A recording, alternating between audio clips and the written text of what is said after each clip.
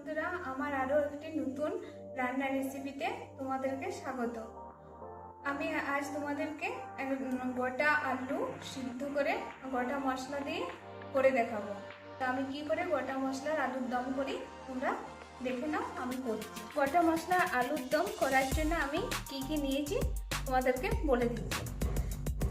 আদা নিয়েছি, আর টমেটো নিয়েছি, আর লঙ্কা নিয়েছি, আর লবণ আর হলুদ নিয়েছি, আর গোটা মেথি নিয়েছি। অন্য কোনো পাঁচফোড়ন ব্যবহার করা যাবে না, এই মেথি লাগবে। তেল নিয়েছি আর সেদ্ধ আলু নিয়েছি। আমি আলুগুলো প্রথমে ছাড়িয়ে নিচ্ছি, তারপরে এই আদাটা দেখছো গোটা রয়েছে, আদাটা একটু ছুলে বেটে নেব। আদা লঙ্কাটা আর টমেটোটা কেটে নেব, আর আলুগুলো ছুলে নিয়ে পিস পিস করে ছুরির সাহায্যে কেটে নেব।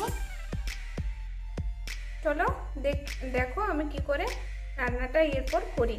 এগুলো সব রেডি করে নিয়ে তারপর কড়াইয়ের মধ্যে তেল দেবো, সব কিছু তোমাদেরকে দেখাবো। আমার আলু ছাড়ানো হয়ে গেছে, এরপর আমি ছুরির সাহায্যে আলু কেটে নিয়েছি। প্রায় আমার আলু কাটা হয়ে গেছে, দেখো একটু বড় বড় করে পিস পিস করে আলুটা কেটে নিয়েছি। এরপর টমেটোটাও ছুরির সাহায্যে কেটে নেব। এইভাবেই কাটতে হবে আলু আর টমেটো।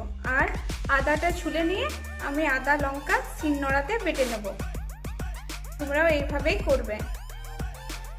আমার আলু কাটা, টমেটো কাটা আর আদা লঙ্কা বাটা, শুধু আদাই বেটেছি, এর মধ্যে কোনো জিরা ধনা কিছু ব্যবহার করিনি।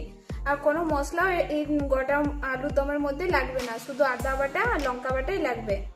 আর ফড়ঙ্গের মধ্যে শুধু আমি মেথি নিয়েছি। চলো আমি এবার কি করে রান্না করছি তোমাদেরকে দেখিয়ে দিচ্ছি। আমি কড়াইটা গ্যাসের মধ্যে বসিয়ে নিয়েছি। এরপর কড়াইটার মধ্যে আমি তেল ঢেলে নিচ্ছি। এখন কতটা তেল নিয়েছি, 4 থেকে 5 চামচ তেল লাগবে। আমার কড়াইয়ের মধ্যে তেল গরম হয়ে গেছে, এর মধ্যে আমি শুকনো একটা গোটা লঙ্কা দিয়ে দিচ্ছি। তো গোটা লঙ্কা দিলে তো তেল ছিটকে যাবে, তাই একটু মাঝে কেটে দিচ্ছি, দিয়ে দিয়েছি। এবার গোটা মেথি দিয়ে দিচ্ছি পাঁচফোড়ন হিসাবে। এই গোটা আলুর দমের জন্য এই পাঁচফোড়নের লাগবে না, এই গোটা মেথি লাগবে। আমার মেথি দেওয়া হয়ে গেছে, এগুলো ভেজে দেবে। আমি দেখো আমার লঙ্কার মেথি ভাজা হয়ে গেছে। এর মধ্যে আমি টমেটোগুলো যেগুলো কেটে রেখেছি এর মধ্যে দিয়ে দেবো। টমেটোটা ভাজা হয়ে গেলে আমি আলুটাও দিয়ে দেবো।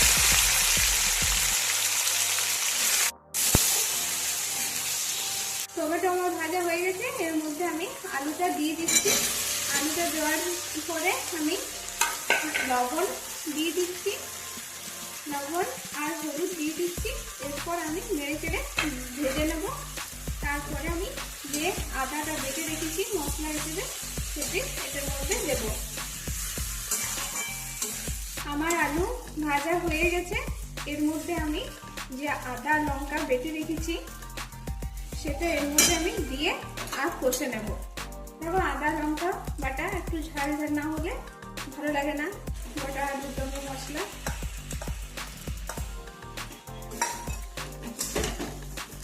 এইভাবে 5 থেকে 6 মিনিট নেড়ে নেব। তারপর 1 গ্লাস জল দিয়ে দেব, মিডিয়াম গ্লাসে, বেশি বড় গ্লাসে না, জল দিয়ে দেব। আমি আদা বাটাটা দিয়ে ভেজে নিয়েছি, এরপর আমি জল দিয়ে দিচ্ছি। জল দেওয়ার পর 4 থেকে 5 মিনিট মিডিয়াম আঁচে রাখবো, তারপর গ্যাস টিনে বন্ধ করে দেবো। দেখতে পাচ্ছ গোটা আলু দমের জন্য বেশি সময় লাগে না, 5-10 মিনিট সময় লাগে, কিন্তু খেতে দুর্দান্ত। একবার হলেও তোমরা ট্রাই করে দেখবে, একবার খেলে বারবার খেতে ইচ্ছে করবে। তোমাদের সকলকে আমি বলি যে এটা রুটির সঙ্গে এই সবজি দারুণ খেতে লাগে। তো এইটার জন্য কোনো বাড়তি মশলা দেওয়ার দরকার নেই, শুধু আদা বাটা লঙ্কা বাটা দিলেই হবে, আর ফড়ং হিসেবে গোটা মেথি দিলেই হবে। আর কিছু দেওয়ার দরকার নেই, কিন্তু খেতে দারুণ সুস্বাদু টেস্ট আসে। তো একবার তোমরা করে দেখবে এই রেসিপি। আর আমার করা হয়ে গেছে। আমার যদি গোটা মশলার আলুর দম তোমাদের ভালো লেগে থাকে তো কমেন্ট করে জানাবে। আর ভিডিওটি একটু স্কিপ করে না, গোটাটা দেখো, তোমাদেরও করতে সুবিধা হবে। আর এই ভিডিওটির থেকে রান্নাটা একবারও হলেও করে দেখবে, তোমাদের খেতে কিন্তু দারুণ লাগবে। একবার খেলে বারবার খেতে ইচ্ছে করবে। তো আমার একটাই কথা, চ্যানেলটিকে সাবস্ক্রাইব করবে আর লাইক কমেন্ট আর প্রচুর পরিমাণে শেয়ার করে দেবে। আজ এই পর্যন্ত, অন্য কোনো রেসিপি নিয়ে পরবর্তী